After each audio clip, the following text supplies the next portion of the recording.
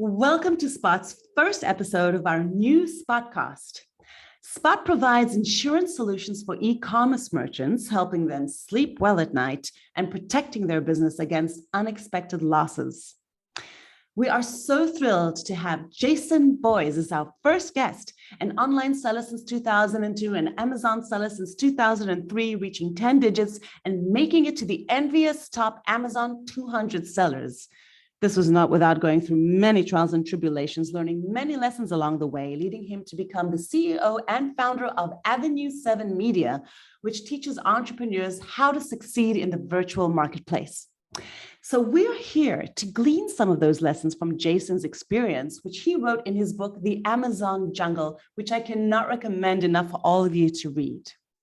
Welcome, Jason. Thank you, Carmit. It's such an honor to be your very first guest on the Spottcast. Yes. You're taking the cellophane off and ta-da. Let's kick the tires. Let's kick it. Let's roll it. Okay, well, of course, we have to start in the jungle. Obviously, you've tackled tigers, jaguars, and monkeys on the way. If you don't mind, I just want to really quote very briefly something you wrote, which will lead us into our first question. Let's start from the get-go from, we suffered pushback, but Amazon dominated the buy box again. Amazon used our data against us to replicate our best-selling items, offering knockoff at a low price. Man, you've been through a lot. I'm assuming that that's basically what drove you to write this book. Can you just tell us, for those who haven't read the book, what can we expect to learn from the Amazon jungle that you wrote? Great question, Carmi. There's a lot that I pack in that 260 pages or whatever it is. I was a seller for 17 years. I'm no longer a seller. I had an exit several years ago. And then, the book is partially about my experience as a big seller, starting back in 2003, when someone who was just launching, the very first category manager for the sports and outdoors category, called me and said, "We want you to sell your sporting goods on Amazon." And I said to him, "I just bought a VHS tape from you guys. What are you doing selling sporting goods? What is this?" I had no idea that they were. I had no idea they were launching a marketplace. I knew that they had entered into a deal with companies like Toys R Us, the big box retailers, to be their e-commerce platform. But the marketplace was a whole new concept, and so we were a little bit apprehensive, but also very excited to be on the ground floor. Some of the product categories we were in were the very first time those products were ever being sold on Amazon. And, I call those the good old days. It was the early days. We had very bad listings, Carmi. We just threw whatever we had up. Some of them looked like factory spec sheets, not really merchandise. And we just had massive success. We went from 100,000 in the first 4 or 5 months to $1 million the next year, then 2 million. And we were doubling in revenue playing a reseller's game.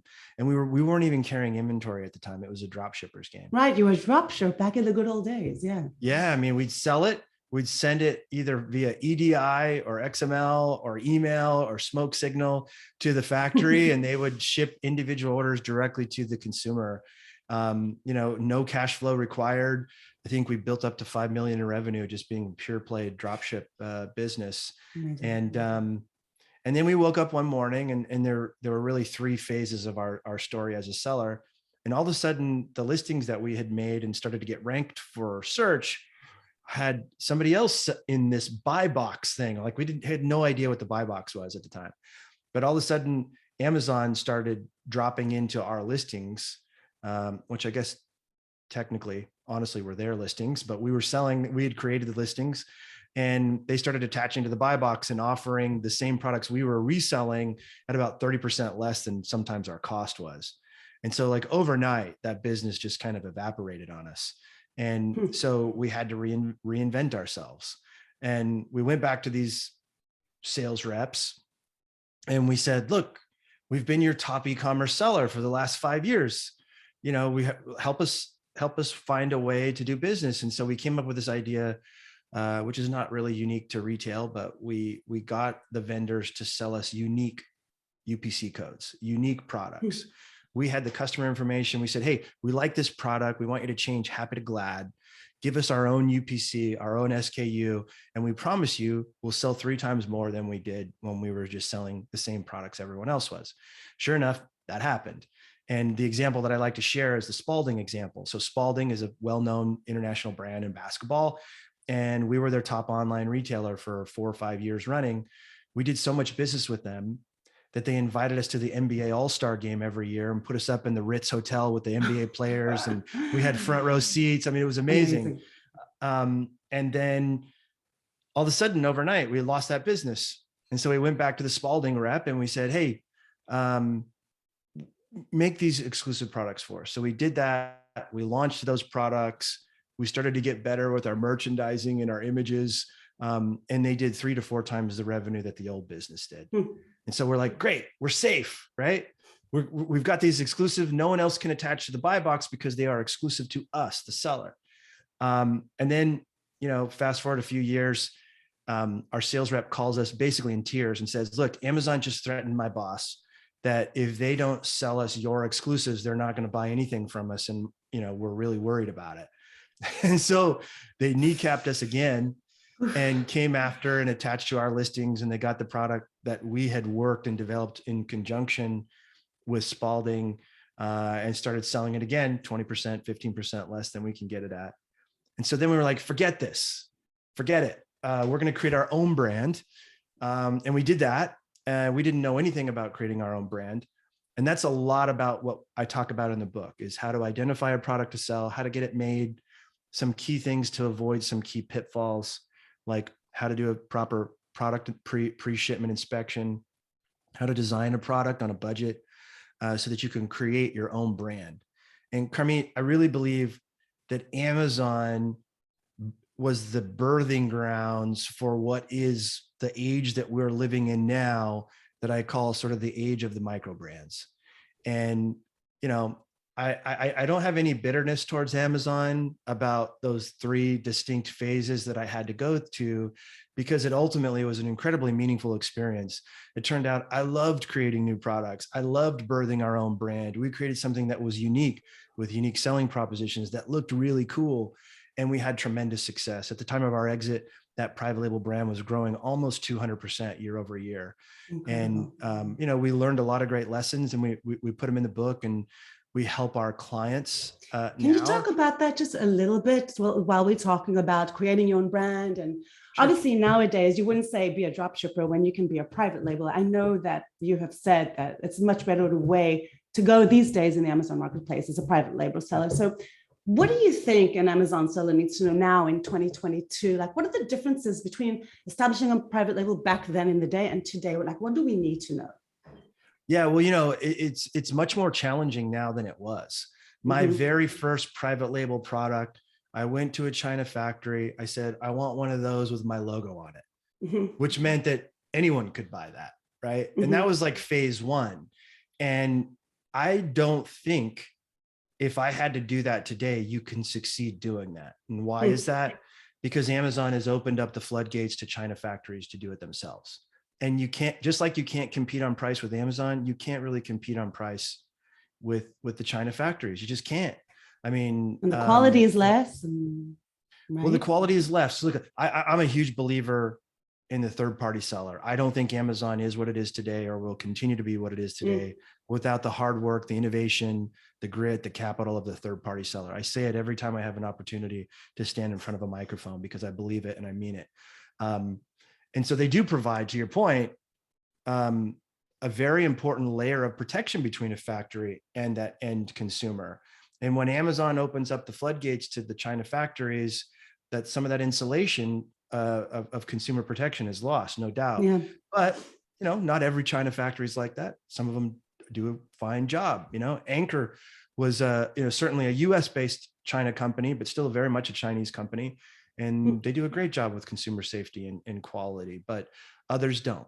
And so that first initial test phase that I did launching my brand, I don't think I could have success today in today's world, because you can't compete on price. Back then we were competing with the brand names. We slapped a logo on our own product, and then we were able to offer that at a lower retail price than the brand names. And we had a lot of success. But what you can do today is you can go and you can look at the best sellers in the category. You can find out what's wrong with them. You can find out what's lacking from a design perspective. make it cool.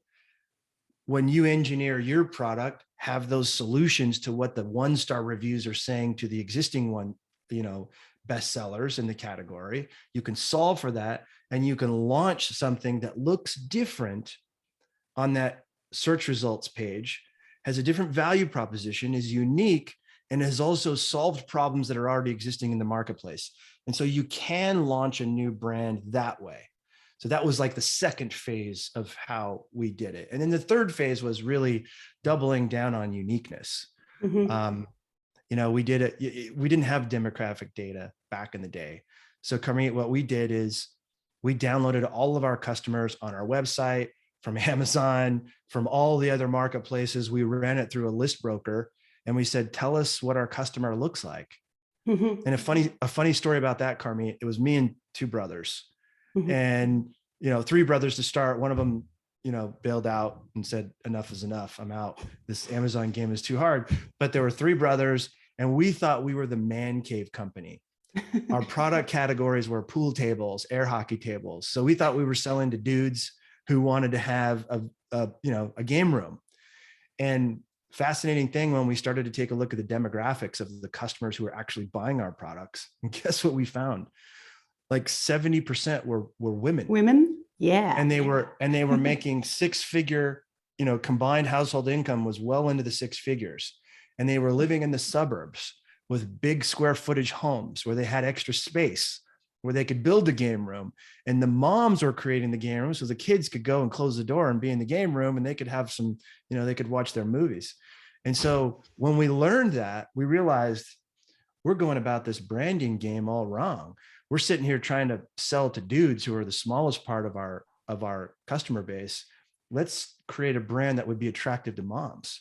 Mhm. And so we went through a complete redesign, both with our branding and our product design, that made these bright, beautiful colors that were more gender neutral, that were more attractive to both sexes, and that were different. When you went to the search That's your results, saying, right? Different is better than better. That's one of your that's mantras. right. I mean, if you don't have a unique selling proposition, either by design or functionality, it's really hard to compete against Amazon, who will rip you off and gut your retail price, and the China factories who will do the same. Just like your Peter Daring example with the camera bag, they just basically made a worse bag than what it was. Let's talk about these mothers, but in a sort of a different aspect. I mean, let's look at the end point. Like, once you're doing really well and you're feeling your business is flourishing, excuse me, many dream about the exit as you sold some of your businesses, I'm sure. I mean, it wasn't until a couple of years ago when people started looking for aggregators started to buy their business. So now it's the dream to sell your store. So we wanted to get your take on this. When is the right time to even think about making an exit? And would it be right for every Amazon seller? What was your take on that issue? Yeah, look, my views have changed on this over the years. I've been in this Amazon game for 20 years. When I first started the business, I would say, I kind of thought this is going to be a business I'm going to grow and build and hand it down to my kids if they want it, right? Mm-hmm. And the Today's child, complexity, this will all be yours, kind of thing. right? Yeah, right. And for a lot of psychological reasons, I realize that's not particularly healthy for kids. They should be set up for success in their own domain. But additionally, the complexity of having success on Amazon grew every single year. And my good friend James Thompson, founder of Prosper Show and founder of Buy Box Experts, former Amazon, he was, I think, my third category manager at Sports and Outdoors. And as a result of that, his first speaker, right, at the Prosper Show. It was his show. He founded it. Yeah. And so James says this so well. He says, Amazon Seller Central account is like an ER department. You never know what's going to come through that door. And the complexity surrounding what comes through that door is growing by the day. And so what I say this to FBA sellers for brands: don't think of yourself as an Amazon seller only. Think of yourself as a brand. This is a bright, shining moment where the next $1 billion companies are going to start on Amazon or Instagram. And it's going to start by building this great, unique selling proposition brand that's attractive to consumers, that makes them love the product, etc. Think of yourself as a brand, not an Amazon seller. Look, if you're a brand and you happen to be selling on Amazon as your first channel, great, but also be planning for selling on your Shopify or your BigCommerce store as well. And so that's a shift. 10 years ago, I'd say, yeah, be Amazon seller only. It's not that hard. It's incredibly rewarding. But now the complexity, I got 10 different departments in my Amazon agency in order to help brands succeed on the Amazon platform. In the old days, you used to have a kid from college that you'd hire, and that kid would be your Amazon department. They could do everything, and they can't anymore. You just can't. You need a specialist in advertising. You need a listing specialist. You need a whole team of people in order to have success. And so that's what I would say. Think of yourself first as a brand. And when you're founding your company, when you're at the very beginning, before you even cross the line of departure, that's the best time to start thinking about an exit. I mean, you shouldn't start running this thing and haphazardly start this thing. You should come into building a brand and saying, someday I am going to sell this business. And if you start your company with that end in mind, it's not going to prevent you from changing your mind at some point in the future, but you will build your business and your infrastructure in the right way. You'll pay attention to sales growth. You'll pay attention to earnings, EBITDA, earnings before interest, taxes, depreciation, and amortization. You'll think about how to build a profitable, sustainable business. You'll think about how to put a team in place to help you grow your business, that when you sell your business, the new investor will come in and go, wow, that's a really good team. I want to keep them, right? And so I think thinking about those things as an exit when you're building your first business plan will help sharpen your lens, sharpen your focus to keep you on the things that are most important to a thriving, growing business. And again, that's my opinion. Could you start without having an exit plan? Sure, but I think you should start talking right away. Right. You're just like, it's not even fake it till you make it. You're going to sell, you're going to sell your business, plan for that. Yeah, absolutely. It brings me to what can, like, all the problems that can happen on the way to your exit. Like basically what we do is we help sellers obtain liability insurance for e-commerce businesses. So yeah, we were kind of surprised that like so many didn't have insurance prior to Amazon making it mandatory to have a liability insurance. So, I mean, they didn't even consider. I mean, you think of a brick and mortar store, the first thing you're going to get before you even sell your first pair of shoes or whatever it is get a liability. So can you just tell us from the stories, the experiences, which are many and rich, can you tell us about a case where having this liability actually saved their business? Yeah, Carmine, I share your shock about the number of especially product companies that are considered sort of the manufacturer that don't have product liability insurance. It is an absolute no-brainer, cheap date to protect your assets and even your personal assets, because sometimes the corporate veil can be pierced in court. And so it is one of the least expensive, most important things you can do to protect your legacy and to protect your personal wealth as well as your business. So a funny story, going all the way back to 2003, when I signed my first agreement with Amazon, they required us to get a product liability insurance coverage of $4 million.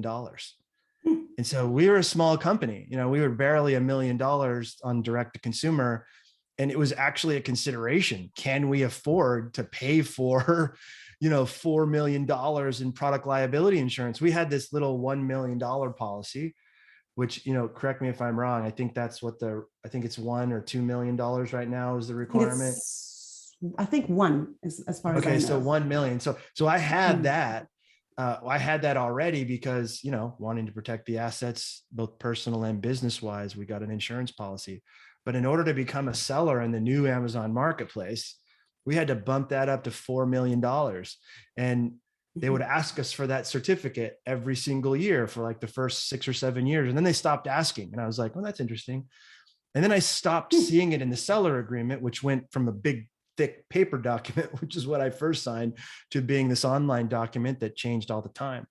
And so I'm actually surprised sometimes to find even my clients that don't have product liability insurance. And I said, are you crazy? You've got to have insurance. Forget about the Amazon requirement, which is now a necessity. Protect your business. You have to cover your butt in today's product liability world. And it's an absolute no-brainer. And I couldn't agree with you more, Carmit. But I always think it's funny when I hear people complain, I have to get $1 million policy. I'm like, I had to get a $4 million. I think it cost us $8,000 or something like that in order to get insured to just be able to sell back in the day. So $1 million is people don't think that something's going to happen to their store because they think, oh, it's an online business. Nothing can really happen. Yeah. But if that glass breaks in the dishwasher and it hurts the customer, you're going to want that liability insurance. Yeah. Just as one little example. Absolutely. We never had to use our product liability insurance, but I slept good at night knowing that I had it. We had a couple of instances. We had a couple of instances, like, for example, we used to sell these saunas, these infrared saunas. And, it was KD knocked down to your door. So we would bring in an assembly person and put the thing together wherever you wanted it. And one assembly person, it was a contractor that was not us, put it together wrong, and they didn't put this wooden guard in front of it. The client leaned their back up against it, and she fell asleep. She later told us that she got really drunk and fell asleep in the sauna, and she woke up with really bad burns. And so what we did is we paid for her medical bills, which were really high because we didn't want to have the product liability claim. Now you can do that, but if she hadn't been a reasonable human being, she could have absolutely sued our entity. And without insurance, we would have been toast, done, finished. Additionally, Amazon, you can guarantee, does a very good job of protecting their own butts. So if you think that Amazon is going to get sued by this consumer and they're not going to come after you, you're dead wrong. There's only been one, maybe two cases that I'm aware of where a product purchased from the third-party marketplace that went bad, where Amazon was held liable. One of them is in California. There have been plenty where Amazon, in my opinion, could have been held liable, but because of the seller agreement that you sign to be a seller on Amazon, they are very well insulated, and existing law protects them. And so if that consumer is really mad and they want to sue somebody, they know they can't sue Amazon, they're coming for you. So get insured. And get insured. Absolutely. That is like the lesson of the day. Another hurdle that our sellers go through, we all go through, is the supply chain, which of course now with the pandemic is just hell for so many sellers right now. Can you tell us, how can a seller handle Amazon inventory limitations? And of course, how can we avoid going out of stock? Yeah, it's really challenging. I don't even call it supply chain anymore. We just call it supply pain. Last year and even to the present day, it's really unprecedented in the number of issues that sellers are facing because of supply chain problems. And we had a very vigorous discussion at Prosper Show. I moderated a panel about trends and predictions, and James Kelly, former Amazonian, great seller, Bernie Thompson, huge Amazon seller, and Liz Lavallee of Vermont Teddy Bear were on the panel. And I asked them the same question. And they were the same panelists from the previous year's show. And I thought it was really bad last year, but hearing Liz and Bernie and James talk about it this year, it's actually gotten worse. And so starting at the very high level, there's a lot of geopolitical issues that are going on right now, and nobody knows how they're going to end. There's a war in Ukraine that's going to start affecting supply chains into and out of Europe. There's geopolitical concerns with China. We're not sure yet where China is going to land as a result of this war in the Ukraine. I have, the theme that I posited with the panelist was the word diversification keeps coming up in my head. When I first started, China was the place to be. That's where all the part suppliers were. That's where the factories were. It was the lowest price. It was the easiest to deal with. Of course. But I think we have to start thinking as sellers now of other ways to find other sources and factories that are not China. And, Bernie's done a great job. He's tried really hard to diversify out of China wherever he can. James and Liz doing the same. Vietnam is another option, but I think it first starts with, you can't put all of your eggs in the China basket anymore in terms of sourcing, for a lot of reasons besides just supply chain. One being, if you don't protect yourself, they're going to steal your stuff and sell it on Amazon. They're going to Amazon you. They're going to sell it for less on Amazon. So I think it's time for sellers to start diversifying. Yeah. Secondly, you've been Amazoned. Yeah, sorry, carry on. That's right. Yeah, that's right. Yeah, you've been Amazon. You've been China factoried. It's all the same. It's like synonymous. The other thing is, this is hope against hope, right? I think that some factories, there's a small movement of factories coming to Mexico where there's cheaper labor, but also doing their best to bring some factories back to the US. Right. But even if you're in a US factory, which we have several clients who do that, the caps to their bottles come from China. Yeah. And so I think the first thing that you can do and think about is to diversify your sources, your factories as much as possible, because frankly, we just don't know what's going to happen next week, let alone the rest of this year. I have to share with you that I'm just like really proud of this product, and I wanted to tell you about it actually. We have something called Inventory Boost. So let's say you're doing really well with your business, but you're having trouble with these pains, as you just mentioned. We buy the inventory for you. It's like a sort of a pay as you go, as you sell model, and it's risk-free and basically protects sellers from running out of stock. So we could become partners, and we're seeing it really helps companies get over this hurdle. I mean, that's incredible because, what Bernie Thompson said on the panel was, what used to be a 90-day turnaround is now a 6-month turnaround. When it comes to developing new products, we would like to, get a quick product out there, put it out in the wild, see how it does and make iterations. They're much less aggressive in adding new products, which is a very important part of that growth strategy for Amazon because of the lengthened supply chain. So the fact that you guys have a product that will allow capital in order to help sellers with their cash flow, given the extended periods that they're experiencing now before that inventory can get live and selling and turn it into cash, is fantastic. So good job, Spot. Yeah, thanks. Well, speaking of getting into the wild, I wanted to ask you, just like really simply, like as you went through the jungle and us sort of stepping into the fray, do you have any tips for Amazon sellers? What would you, off your top of your head, what are the tips you would give us? Again, this has sort of evolved over the years as the markets have changed.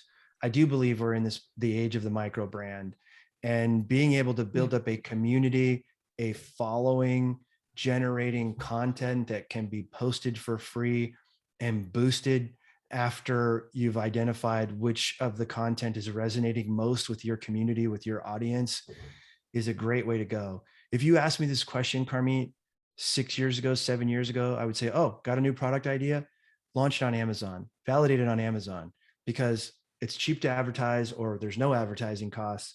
You can really get a big customer base leaving reviews, telling you how you can improve your product, and you can iterate on that thing over time.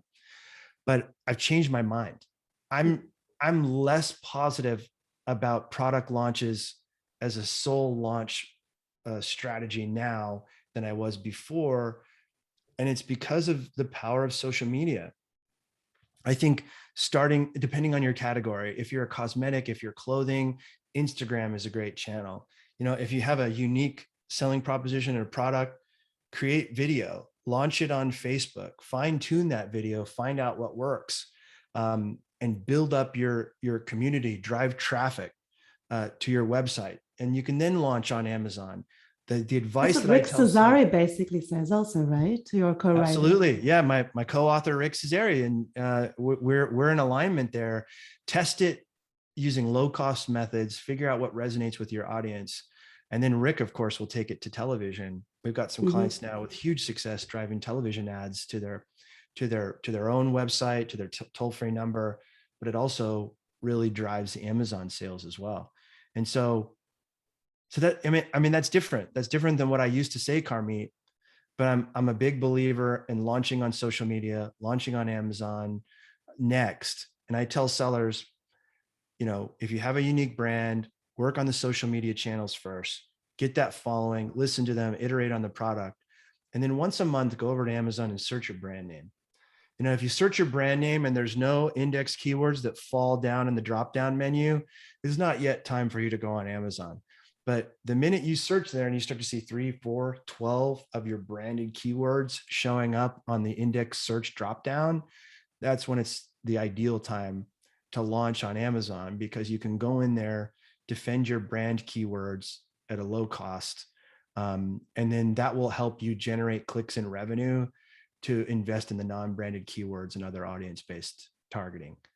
It's so much more of an expensive channel now than it was 6, 7 years ago, Carmit, that I think it's cheaper to launch on social media now. Amazing. The power of the platforms. Speaking of, I wanted to give you the stage right now, because since you've been through so much with Amazon and been kicked around, and yet have succeeded so well, I wanted to give you the stage for you to Andy Jassy, who is the heir to the king of the jungle, the heir of Jeff Bezos. What would you ask him? Let's say you had him in a room right now and you are such an advocate of third-party sellers. What would you, in the name of us third-party sellers, what would you tell him? What would you ask him to do? Well, good. Thank you for that opportunity. I'm in awe of the success that Andy Jassy has. I would start with that and say, look, what you guys have built is incredible. And you won e-commerce. You literally won with 56% online market share. Second place is Walmart, who's doing a great job, by the way. Their market share is 7%. There is no second place. It's Amazon by 100 miles. And the reason that is because Amazon did it smarter. They did it better. They built the logistics. They built the customer base. They built the Prime. And they should be congratulated for what they've built. The second thing that I would say is I would remind him, however, Andy, that the reason why Amazon is such a success is largely because of the selection and the capital and the innovation that third-party sellers bring to the marketplace, and they deserve a seat at the table. They don't have it now. I have seen some positive things, and my good friend Bernie Thompson was mentioning it on the Prosper panel as well, that at least now, I had to go through a list broker to find out what my demographics are before. Brand analytics, they're giving a lot more data about the Amazon shoppers who are buying a brand's product. So I love that. Keep doing that, Andy. The more data, the better. But you've got to get these sellers in a room and listen to their concerns. Amazon is at jeopardy of losing its low price status, and it is artificially being inflated by a tactic called buy box suppression. End it. End buy box suppression today. It's a scourge on sellers. As their costs go up, it makes it really hard for them to offer a good price and to be able to be profitable. Lower that seller fee. When I started selling back in the day, I would tell Andy, it was a 15% hit. That was it. And I could really plan around that. Now it's 15% plus at least another 15% for advertising. You can make all the money you want on the advertising channel, lower that seller fee, give sellers some relief so that then you don't have to artificially suppress prices. I, as a seller, can sell on Walmart. My cost structure is lower on Walmart, but I can't offer a lower price on Walmart because of Amazon's buy box suppression. End the practice of buy box suppression. Give these sellers who've helped build Amazon. In many ways, Amazon has been built off of the back of sellers. Right. They're 2/3 of the GDP. They absolutely are. Give them a seat at the table and listen to them, because sellers are driving more profit dollars to Andy Jassy's bottom line than consumers are. It's just a fact. So, it pains me to hear this so much. Not only do they have to suffer that, they also suffer so many account suspensions. And it's half of it is not even their fault. Amazon has got these watchdog algorithms sending all these huge nets, catching so many innocent. That's part of what we do as well, like the suspension coverage, because so many of our customers come crying to us that that ASIN is suspended or their store is suspended. Yeah, my heart breaks because they have like a good product and they're just suspended. And what do? You have to get stuck with the POAs, and it's just they suffer so much. A bit of news. Avenue7 just acquired Cascadia Seller Solutions, which is some of the best in the industry in terms of account reinstatements and delisting. So as you get those folks that are calling you guys, send them our way and we'll take care of them. We've got a full team of ex-Amazonians now under the leadership of Rachel Greer, former Amazon expert and agency owner. But you're right. You know, that's what we do too. So we should get together. Absolutely. We should definitely get together. But we shouldn't have to do that, right? That right. service shouldn't have to be relevant. Exactly. That's what I'm saying. And Amazon, more than any other company, I think, has gone all in with artificial intelligence, which is anything but intelligent.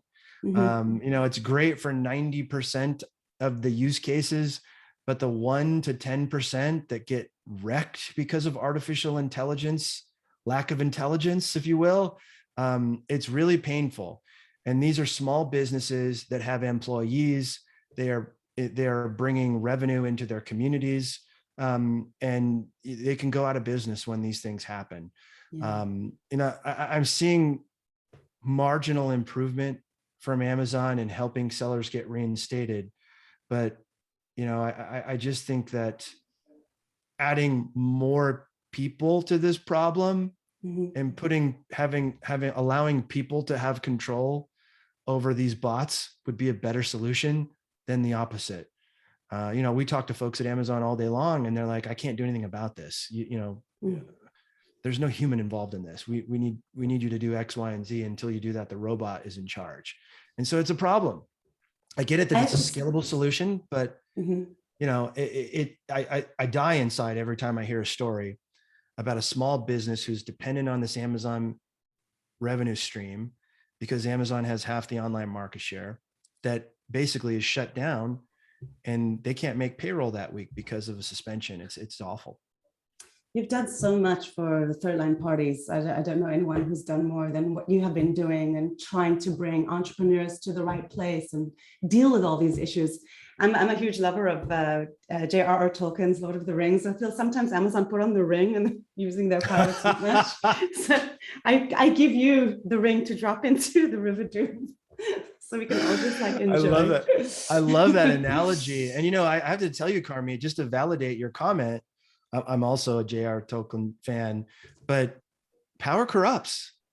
Exactly. And there isn't an e-commerce platform that's even a tenth as powerful as Amazon is right now. Like Soren would take like lessons. On some level, I think they've let that, in many ways, I think they've let that go to their head and they've lost sight of how important the sellers are, their biggest, most profitable customer.